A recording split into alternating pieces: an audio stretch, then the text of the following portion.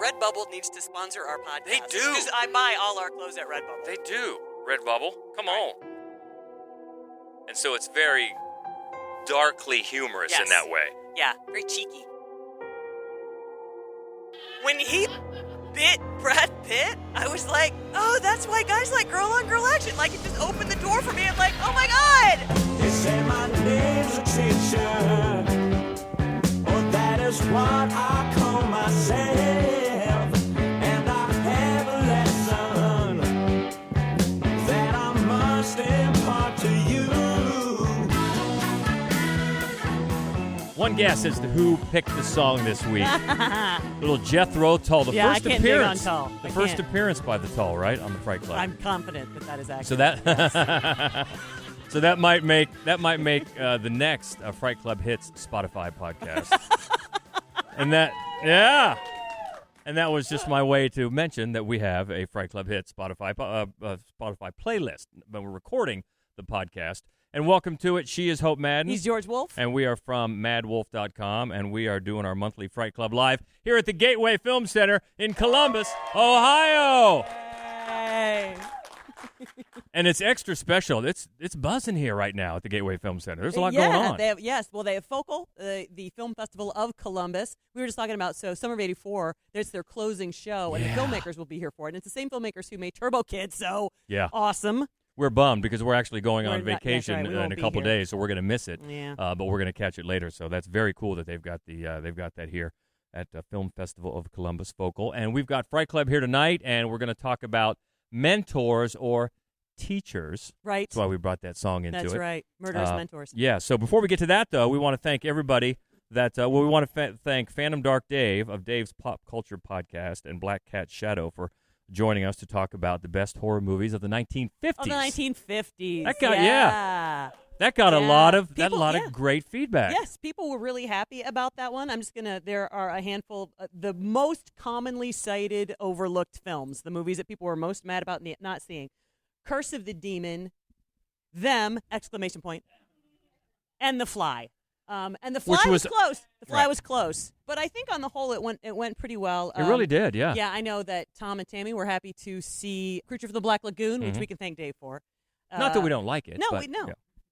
Dizak, at first, he was mad that Dracula wasn't number one, but then he let it go, and he was all right with it. We appreciate that.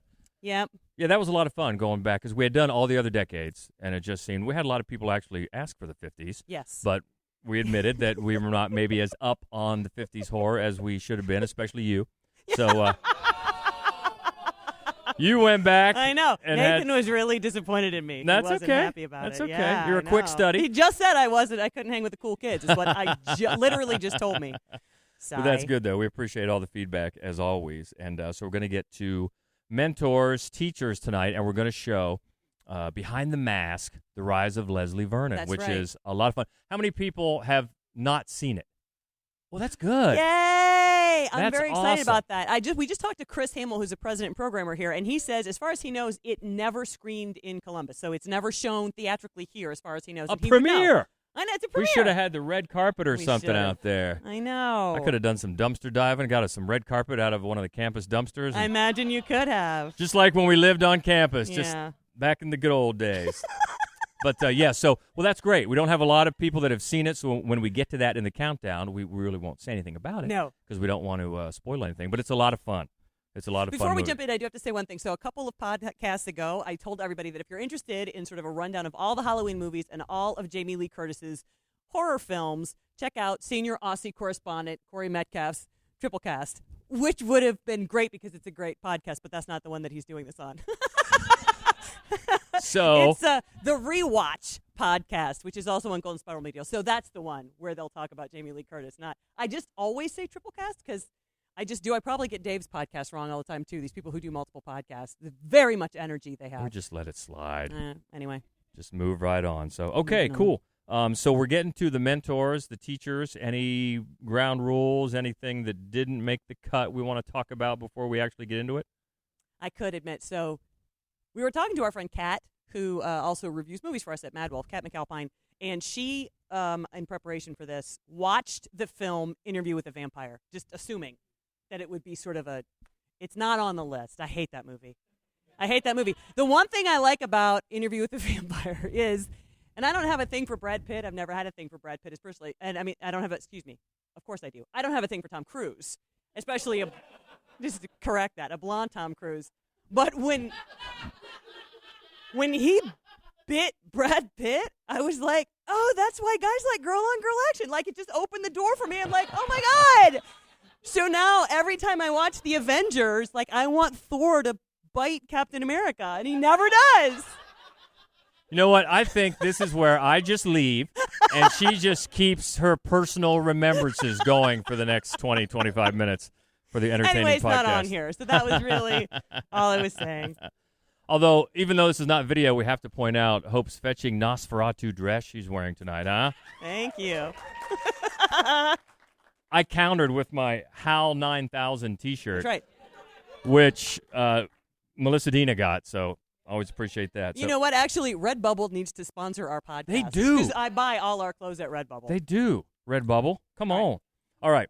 Get on with it. Let's get on it. All right, so let's start with we got a top 5 of our favorite horror mentors, and we'll start with one. This is a new one to the podcast, to the countdown. A New York philosophy grad student turns into a vampire after getting bitten by one, then tries to come to terms with her new lifestyle and frequent craving for the human blood. This is from 1995, The Addiction.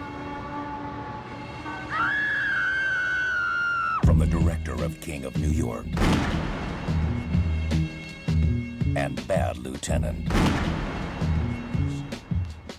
the shocking new film from Abel Ferrara, Lily Taylor, Christopher Walken, Annabella Sciorra. You want to know what's going to happen? Just wait and see. The Addiction. Okay, I think first of all, it needs to be stated, that's the worst trailer ever. Right? I mean, did like a 9-year-old boy put that trailer together? That is the worst trailer I've ever seen, and I couldn't find like a proper trailer. I couldn't find one. Well, this is one, it's interesting, even if you didn't really know about it, if you saw the movie The Transfiguration a couple years ago, this was one of Milo's video collections. Yes. Because, of course, he was all about the vampire movies. Yeah, this was one of his movies. And this one, obviously from the title, it draws a very big metaphor contrast between drug addiction, any kind of addiction, and the vampire addiction. And, of course, it's got a pretty good cast. Oh, my God, it's got a great Walken, cast. Lily Taylor. I think. Yeah, Annabella Sciorra, Edie Falco is in this. Yeah, and even it's got a lot of Sopranos. It does have a lot of Sopranos Michael in it. Imperioli Yeah, is in it too, yeah, he's so a in it lot of too. Sopranos faces. I know. Yeah, exactly. So Christopher Walken is the mentor in this. And how perfect is that, right? It's like Annabella Sciorra bites Lily Taylor. Lily Taylor is getting her PhD in philosophy, and that's the other kind of thing. It's a black and white movie, and it's set in New York, and it's philosophy students. If you can take that for 90 minutes, it's a great movie. But, I mean, there is so much, like, philosophical, are we really evil, are we not really evil? Yeah, there's a lot of references to much Sartre and my Nietzsche God. and a lot of that philosophy stuff. But then, you know, so the middle act slogs a little bit with that. But Lily Taylor is just a genius no matter what she does. And then, so finally, she just stumbles into Christopher Walken, who's going to teach her how to be a vampire. And he's just batshit in that beautiful Christopher Walken way. He's so great. And it's such a total tonal shift from the entire rest of the movie. And it's a nice break from all that. And then they get back into some of that sort of philosophical bullshit. But then there is this sort of bacchanal carnage thing that happens that's awesome. And it's a really short film. So basically 100% worth it. And it's the same. So if you don't know Abel Ferrara, he did Driller Killers. He did Bad Lieutenant. Oh, my God, I'm still scarred from Bad Lieutenant. The craziness that is Bad Lieutenant. Yeah. If you knew how much Harvey Keitel looked like my dad, and I can't unsee it. But no, I mean, it is. It's the first time that we've talked about it before, and it's almost made several lists, but this Christopher Walken is so much fun in this movie. Yeah, it's a good one to bring up because I think even though it just was in the 90s, 95, it's one that doesn't get a lot of talk. A lot of people missed it, so that's one to check out. Number 5 on our list of horror mentors, The Addiction. And moving up to number 4, this is one I think we just talked about just a couple of podcasts ago, but it's worth bringing up again. In an abandoned house in Poughkeepsie, New York, murder investigators uncover hundreds of tapes showing decades of a serial killer's work from 2007, the Poughkeepsie tapes. There's blood out there, please. Do something. Do something. If it's a missing person, we have to wait 24 hours. No, there is blood. There is blood out there. Today, police made a shocking discovery in Poughkeepsie. Do you mind if I film this? I'm making a little movie about my trip.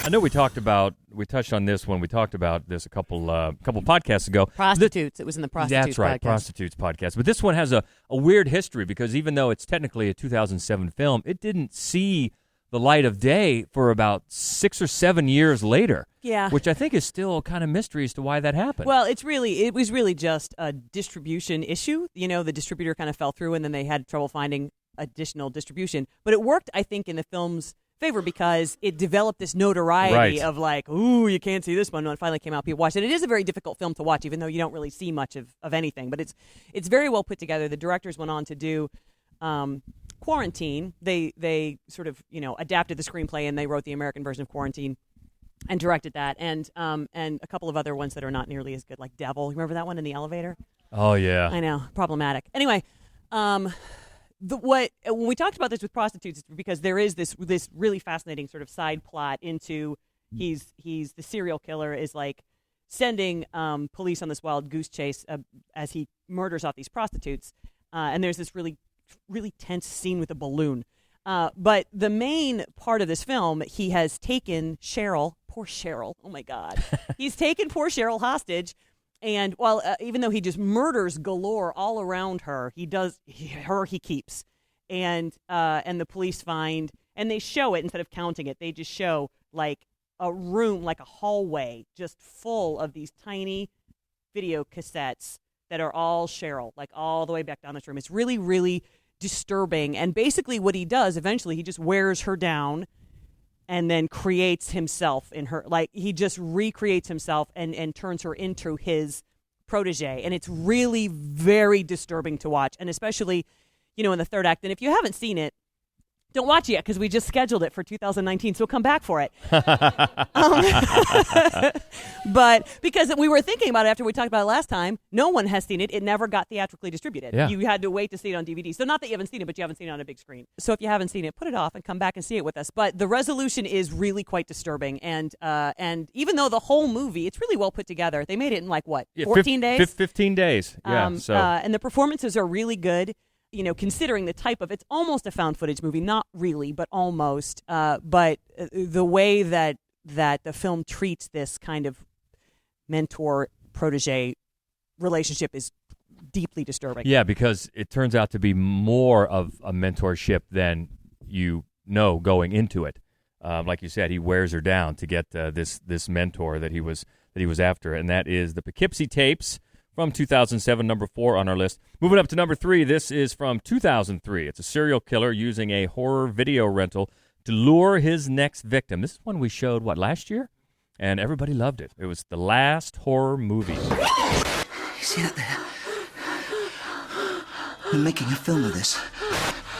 We're trying to make an intelligent movie about murder while actually doing the murders. You've got to stop it. All this stuff you're doing. Whatever happens, this is going to be your last horror movie.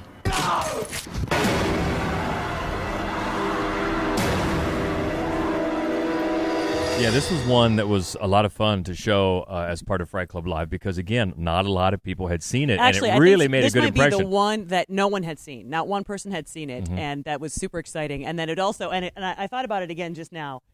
He reminds me so much of John Taylor from Duran Duran. And, I didn't realize it the first, several times I saw it. When we watched it here, as a group, I'm like, that's why I like this movie. So this podcast is subtitled Hope's Crushes. That's right. Basically. That's right. It's what we're getting into. It's a fun movie, though. It is, yeah, and it's really, really smart. And it's also, it is to a certain degree, it's a found footage movie, right? Because basically we, the audience, are the video rental people who have found this movie that somebody left for us. It's kind of a wink found footage movie, because there's so much of it. He's staring right at the camera, so he's usually, when you do use that device, you're implicating the audience in what's going on. And so it's very darkly humorous Yes. in that way. Yeah, very cheeky. And the lead actor, Kevin Howarth, who plays Max, is really good. He is really good. And then also, you've heard the thick Scottish accent. That is the assistant. It's basically this homeless guy that he rounds up to just help him to carry the equipment and things like this. And the idea is eventually the homeless guy, he's going to capture killing some people as well. Not that it necessarily turns out as well as it might for the homeless guy. But it is a really, it's an interesting way to go about, because you have to have... the trailer mentions Man Bites Dog, and there are some parallels to that, which is also a documentary crew who is following a serial killer. And then the documentary crew is sort of implicated in the murder because they don't do anything to stop it. But this kid is so hapless, and that he basically just turns on the killer because he doesn't really, you see him like swing at somebody in the head and then just run away. It's and then the way that that's resolved again is really very fascinating. Yeah, there are a few scenes in particular that really recall Man Bites Dog, and both of them are very much worth seeing. So if you haven't, if you've missed that one, might be a good one to check out. Number 3 on our list of horror mentors, the last horror movie from 2003, and that takes us up to number 2, the one that we're going to see tonight. The next great psycho horror slasher has given a documentary crew exclusive access to his life. It's Behind the Mask: The Rise of Leslie Vernon. Everybody thinks we just wake up one morning and start obsessing about a girl and start stalking her, killing everybody that gets in the way. That does seem to happen a lot with you guys. That boy, he's going to be the best yet. Why are you doing this? We're not going to have this conversation. Oh, why? What, you did? Get in the van. You have no idea who you're dealing with. What you got filming those cameras, boys? You cannot stand here and let this happen. Don't you get it? We're in this now. We're part of this equation. You have to tell me. What happens to me? We always like nights like tonight where there's a good crowd and there's a lot of people in the crowd that haven't seen the movie. Most people. All the more reason to slip away into an empty theater, as we always do, to talk about the movie before we get back in there and see it. And you know what's funny about this? A lot of things I like about this movie. One thing I don't like the title. Behind the Mask: The Rise of Leslie Vernon. I think it's boring. I don't think it fits the movie. For as fun and as enjoyable at this movie as this movie is, they could have come up with something a little more clever. It seems a little boring, but that's nitpicking because there's a lot to enjoy in this movie, and I think for a lot of people that maybe haven't heard of it and stumble across it, kind of as we did, through the recommendation of someone else. Right, my sister Joy, and that doesn't usually goes the other way. Right, it does. So it was she loved this, and she talked us into watching it, and we loved it as well. Yeah, there's a lot going on. First of all, you could watch it and then watch it again just to try to see if you can pick up all the calls to other Doc horror Halloran movies. And the songs they play in the background. Character names. Even Kane Hodder has a little bit cameo in it. So there's there's loads of cameos, sure. There's a lot of that going on because 3/4 of the movie it's so meta. In explaining, in breaking down the tropes that these types of movies use. Well, it's funny. So the whole film takes place in this little town of Glen Echo, but it's in a universe where, A Nightmare on Elm Street actually happened. And, Camp Crystal Lake really, so it's fun in that way that this is the universe that we're in. And so Leslie has decided he's going to be the next great one. He's going to be the next legendary slasher. And then with the most of the movie, he has this documentary crew that's following him as he trains and preps, for the big night. And and the whole film, I think, really hinges on Nathan Basil's performance. He's just perfect. As Leslie, he's adorable as Leslie. He is. He's always kind of grinning, got that shit-eating grin, and when he's pulling the reporter's chain, and then little tricks that he pulls, and it is. It's fun in that way, and you're right. It exists in this universe where the main ones he keeps mentioning: Jason, Michael, and Freddy. Right, and they are in this movie real people, real inspirations for him to be the next great serial killer, and it's just a hoot the way they get behind it and talk to his mentor. Oh, yeah. Love that. And his mentor's wife, who's just his as funny. mentor's wife, and all the things he's going to do, and how he follows the script of just how these killers operate, which means how these movies operate. Right. And you know what? Actually, it made me think of, we just wrote a blog post a couple of weeks ago defending A Quiet Place. Sure. Because there's a little crowd out there that kind of picks it apart for saying that it's not very logical. And one of the points that you made, that we made in the blog, was that, but people revere these slasher movies, and people make idiotic choices throughout each and every. And this movie kind of spotlights that. It's one of the fun things that the movie does. In an affectionate way. It does. Yeah. That's right. Oh, very much so in an affectionate way. But then one of the real fun things about this movie, and we got to give a shout out to the filmmaker, writer-director Scott Glosserman, Mm-hmm. as well as the star you just mentioned, Nathan Basil. But then about 3/4 of the movie in, it stops being a, quote, found footage type of movie where they're relying on the camera crew's footage and becomes what you would see in one of these slasher movies, which I thought was great. Yeah. It's just clever. It's incredibly well executed. And it, like you said, it's just fun. It's a hoot. It's a fun movie.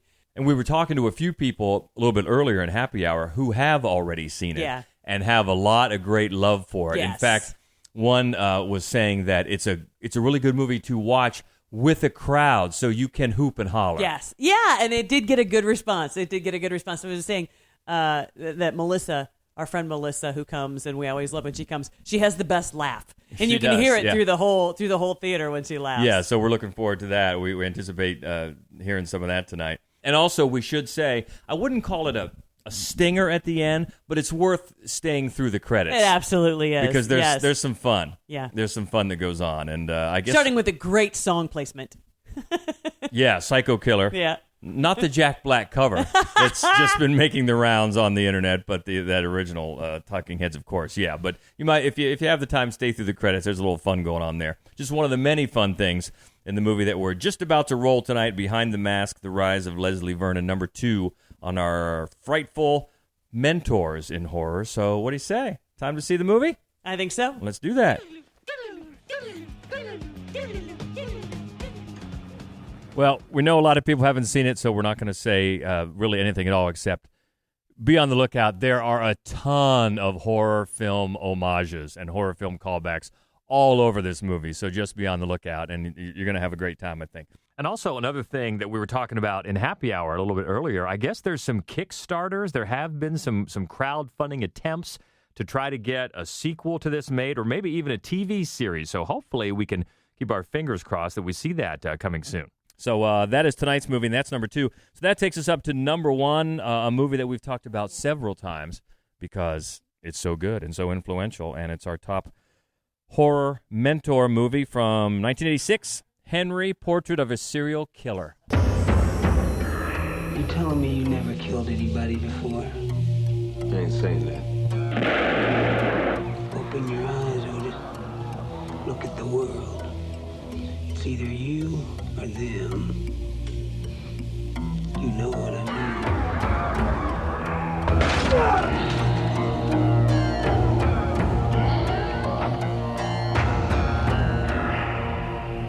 Well, this is one that we've talked about a lot and dissected in different ways, but because of the subject matter tonight, I think just think about the mentorship aspect of this movie between Otis and Henry. Yeah, and they show actually several of the best lines in the movie where Henry just gets irritated with Otis, like when he says, "Are you telling me you've never killed anyone before?" Yeah.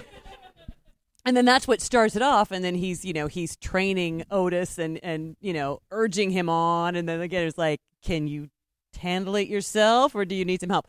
It's such a creepy film, and it's such an incredibly well made film with just the best performances.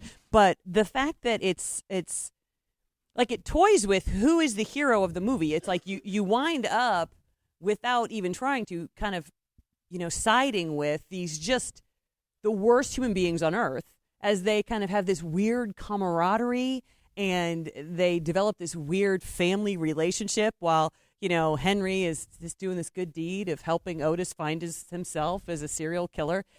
It's alarming, I think, how you can settle into kind of like being comfortable with that, being comfortable with this is the movie that we're watching and this is the hero that I have. It's just, it's not like anything else, that movie. Yeah, and it's interesting the dynamic between the two of them, because the two actors, of course, Michael Rooker and Tom Towles, got with the writer-director John McNaughton, and they kind of viewed Otis as a comic buffoon type of character, and they encouraged a lot of improvisation, which is interesting because Tom Towles, even though he didn't have any really dramatic acting training, he had taken some classes in improvisational comedy. So, which is funny because this is not a movie you'd consider funny. Right, it's but not. it's not. It's extremely grim. It's not but a laugh riot. You brought that up about Yeah. the interplay between the characters. They did a lot of improvising, and if you kind of pull back from it now and think of that, okay, they approached that character as a comic buffoon. It kind of works, even though it's so. You're right. It's so grim, and especially the ending and how if you have grown a sympathy for these characters up until then, it kind of punches you in the gut. Yes, it does. There at the end, and it's one of the many reasons it is so influential. And it's another one, much like the Poughkeepsie tapes, that didn't get released for years after it was made. Yeah, it didn't. Yeah, it has It's because it got made and they thought they had like a serial killer movie on their hands. They thought they had a slasher on their hands, and then they saw it and were like, no one wants to see. Actually, when we were on Hellbent for Horror, this movie came up, and he said, and he's a great S.A. Bradley, he's a great lover of horror movies, and he goes, I mean, nobody loves Henry, Portrait of a Serial Killer. I'm like, nobody seems like a strong word. My hand is up. But even if you don't, though, I mean, and anybody would have to look at it and think it's such a groundbreaking film, and I think he gains more of that respect as the years go on. And it's number one on our list of horror mentors, Henry, Portrait of a Serial Killer. And we got to get out of here because we've just got a couple minutes before we're going to see Behind the Mask, The Rise of Leslie Vernon. So let us know what you thought about this countdown, these movies, anything we talked about. Easiest way to find us on social media. Our Twitter is @MaddWolf, MaddWolf. What up? And at Fright Club Pod, since Fright Club has its own Twitter handle. Yes, so, Fright Club Pod. That's right. On the Twitter. That's right. And on Facebook and Instagram, we're Mad Wolf Columbus, and you can hit us up any of those ways. And we look forward to hear from you and seeing you back here in a month for the September episode of Fright Club Live. September 12th. Yeah. And we're going to show a movie. I really hope you haven't seen it because it's a glorious big screen movie and it's so fucked up. And it's called Der Samurai. Are you excited? And we're going to talk about fractured fairy tales in horror films. Yeah. So that should be fun. We hope to see you here again. That is Wednesday, September the 12th. We always do this the second Wednesday of every month right here at the Gateway Film Center in Columbus, Ohio, our home away from home. By the way, anybody that came in late, if you didn't get a Fright Club button, we have plenty right down here on the table. Grab one on the way out, and we're getting ready to see a movie. So are we ready? We are. All right. Until next time, she's Hope Madden. He's George Wolf. And this is the Fright Club Podcast. Stay frightful, my friend. Then the teacher told